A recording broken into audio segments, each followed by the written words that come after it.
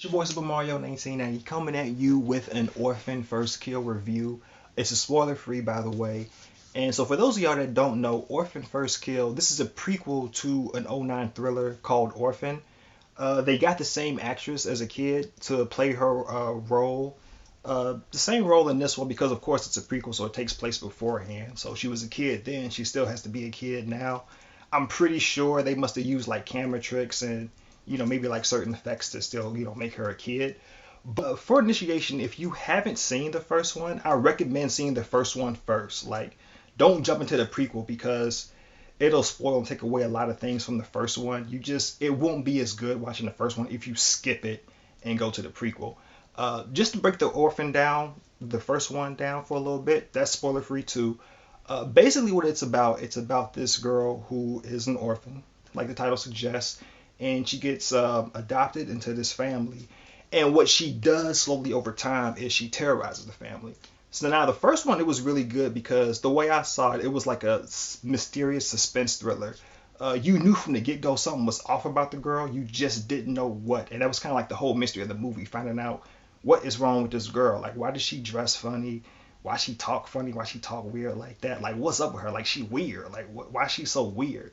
And so the movie, how it develops over time, is it just digs more and more into her psychosis as you like see her behavior play out and all these like psychotic things that she does. And then toward the end, they explain her backstory, and then they drop like I feel like one of the best twists that I've ever seen in a movie. And the movie gets really, really good after that. And then when you watch it again, it's even better because like after finding out the twist, it's kind of brilliant to see how the movie played itself out. So it was really fun, and I wasn't expecting to see another Orphan movie. So I just found out about this last week. I was just surfing on Paramount Plus because the movie is on Paramount Plus, and I think it's also playing in select theaters. It just came out yesterday. So I'm like, oh, that's cool. We actually get a prequel, and they got the same actress back because she did really good in the first one. So it's good to see her still play that same character. And like I say, it's a prequel. And like I say, watch the first one first if you haven't seen it already because that twist that was just fire because that was a suspense thriller, and so when you get into this one, the prequel Orphan First Kill, it's more now a psychotic thriller because now you know who that girl is, you know what she's about. There's no mystery anymore, so it's a little more entertaining, I feel like, to watch. And what was really cool about this one was that it ran parallel to the first movie because it's still basically about her inserting herself into a family unit and then slowly terrorizing them over time. And then what happens, they give you a good jaw-dropping twist in this movie, which honestly I didn't see coming. Just like I didn't see the other twist coming, but because what I thought I was going to see was a prequel to where her backstory was explained in the first one. So I'm honestly just thinking I'm going to see the details that they talked about. I'm just going to see it, play out in full detail in this movie. But that twist kind of set things up. And they kept it going. The only problem I had though was the ending because they set up a good movie, like from the intro to the body. But when it got down to the conclusion, it was like, yo, we ended a little too quick. And so when I'm watching, I'm like, okay, this is the final showdown. Okay.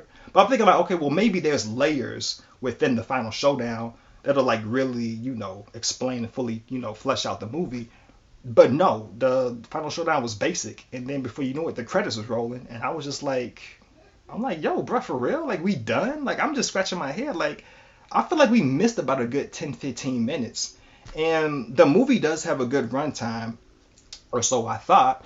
It's like an hour 40 minutes. And so to me, I'm like, okay, that's cool because you rarely see that this day and age, I feel like, especially with the whole comic book movie era thing. It feels like movies are on average to be like 2 hours, you know what I'm saying? Or like they 2.5 hours or sometimes 3 hours and for no reason. And so it's like people ain't got time to really play with movies all like that. So it's kind of like a lost art to see these good hour 30, hour 40 minute movies that are like good and tell a good concise story within that timeline.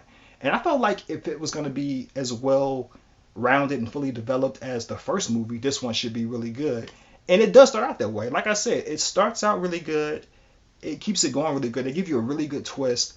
The problem is from that twist, it's like a lot of good potential, and they go in good places. They have good moments, but then when you get to the conclusion, it's like, yo, we get to the finish line way too quickly for no reason. And if you've seen enough thrillers, Like, especially if you've seen Scream as well. Like, if you've seen Scream, it's really good because it's part satire. And what they do is they break down the horror and the thriller genres. They give you like all the tricks of the trade. They reveal all the cliches and this and that. So if you've been to Scream school or if you've seen enough thrillers, you understand and know how the format goes. It don't take being no rocket scientist to figure out when the final showdown is coming.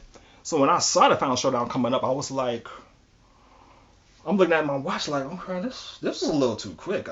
I feel like there's a good 15, 20 minutes missing. I feel like, honestly, this movie could have gotten away with being 15 minutes longer. It wouldn't have killed anybody if they did that. Well, technically, this is a psycho thriller, so they probably would have killed 3 or 4 people in the next 15 minutes. But it's like, I really feel like there was like bodies that should have been dropped that weren't dropped at all. They just let some things slide and readdress it, and I was just like, okay.